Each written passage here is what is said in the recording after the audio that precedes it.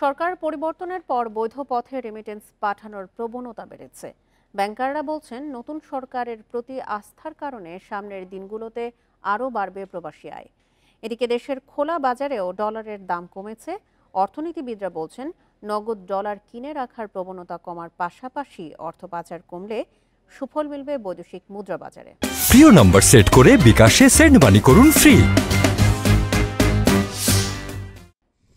ছাত্র আন্দোলনের সঙ্গে সংহতি জানিয়ে প্রবাসীরা বয়কট রেমিটেন্সের ডাক দেয়। এতে গত মাসের শেষ 11 দিনে মাত্র 38 কোটি ডলার আসে। কিন্তু সরকার পতনের পর ব্যাংকিং চ্যানেলে রেমিটেন্সের পালে জোর হাওয়া লাগে।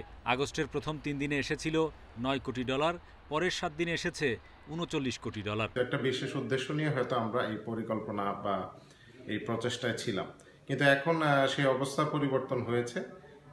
এখন বর্তমানে প্রচুর রেমিটেন্স দেশে ঢুকতেছে। আমরা বৈধ পথে আমরা বাংলাদেশে রেমিটেন্স পাঠাবো, আমরা দেশের উন্নয়নে কাজ করব।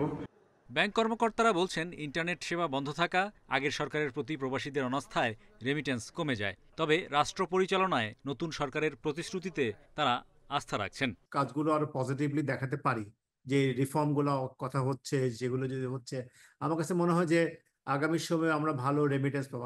আমি দেখছি রেমিটেন্সের খুব একটা যে পড়ে যায় তা কিন্তু না। আমরা আমাদের বিভিন্ন সেন্টার কথাবার্তা বলে দেখতে পাচ্ছি লোকজনে কিন্তু একটা পজিটিভিটি আছে।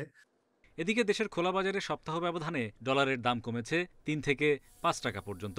বিক্রি হচ্ছে 119 থেকে 121 টাকার মধ্যে। এখন কমে গেছে, তুলনামূলক 2 টাকা কম চলে আসছে, নেমে আসছে।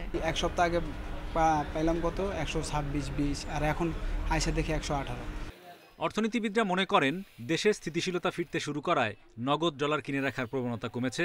সেই সঙ্গে অর্থ পাচার রোধ করা গেলে মুদ্রা বাজারে স্বস্তি বাড়বে। বিদেশি কোম্পানিগুলো যদি বিনিয়োগের ক্ষেত্রে অনিশ্চয়তার জায়গা থেকে সরে আসে এবং বৈদেশিক ঋণ এটি যদি করতে থাকে, তাহলে অস্থির আস্থা ফিরে আসলে মানুষ আর বাড়িতে ডলার রাখবে না অথবা ডলার পাচার করবে না, যেটা এখন একটা বড় সমস্যা।